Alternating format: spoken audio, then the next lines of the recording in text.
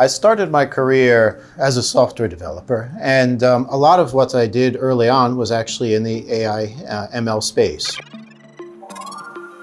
This was in the late 90s. Believe it or not, we were developing AI models at the time. I got really interested not only in the development of things, but also how difficult it was to license, to transfer, to sell these types of models to third parties. What excites me most about Prove AI is that I think we're going to avoid problems that are likely to hit all of us. If we don't act now, I think there's going to be a big impact to people's productivity, innovation, and ultimately morale. It's going to prevent us from innovating. AI governance is really hard to get right today because people are focused on the past mistakes, right? They say, you know what I need to shop for? I need to shop for something that slows things down. And that's a mistake. Prove AI, we've said that this is not going to happen. Let's skip that whole stage. We're going to spend as little human effort as possible on compliance and on governance, while being completely dead certain that we're meeting all of our legal obligations and our ethical obligations.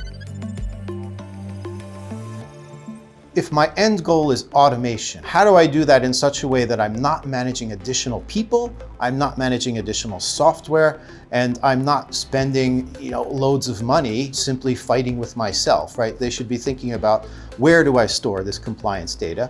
Who needs to access it? In such a way that, how do I make it such that I don't have to spin up a team of people to go look after this infrastructure? There are a lot of unique benefits for building on blockchain. A must-have is that these pieces of data, these events cannot be changed, they cannot be tampered with. The fact that it's infrastructure you don't actually have to manage, it simplifies your world a lot.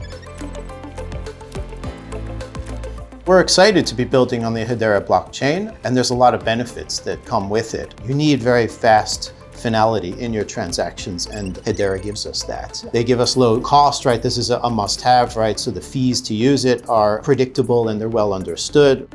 One thing that's pretty special in this case is that there's a governance council, and the governance council is there specifically to maintain the stability of this network, right? So this is key for enterprises. In Hedera's case, there's a specific organization. It's arranged to be corporation friendly, enterprise friendly. You need some sort of governance body that you can point to and say, we are doing business with them.